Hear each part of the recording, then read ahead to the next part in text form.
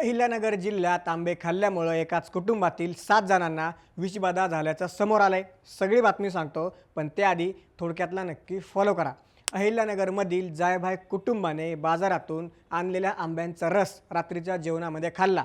त्यानंतर अवघ्या काही वेळातच कुटुंबातील सदस्यांना तीव्र त्रास सुरू झाला आणि एका पाठोपाठ एक सर्वजण बेशुद्ध पडले। कुटुंबातील मोठा भाऊ उशिरा जेवणार असल्यानं त्याने हा प्रकार पाहिला आणि प्रसंगावधान राखत सर्वांना तातडीने एशियन हॉस्पिटलमध्ये दाखल केलं। विषबाधा झालेल्यांमध्ये एका 4 वर्षांच्या चिमुरडीचाही समावेश होता। डॉक्टरांनी तात्काळ उपचार सुरू केल्यानं सुदैवानं 6 जणांची प्रकृती सुधारली असून त्यांना डिस्चार्ज देण्यात आला आहे, तर एकावर अद्याप उपचार सुरू आहेत। डॉक्टरांच्या प्राथमिक अंदाजानुसार आंबे कृत्रिमरित्या पिकवण्यासाठी अत्यंत घातक अशा कॅल्शियम कार्बाइडचा वापर करण्यात आला होता।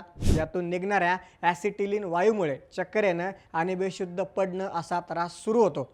व्यापारी अधिक नफा कमवण्यासाठी असे रासायनिक आंबे विकत असल्यानं नागरिकांनी आंबे खाण्यापूर्वी ते स्वच्छ धुण्याची काळजी घेणं गरजेचं आहे।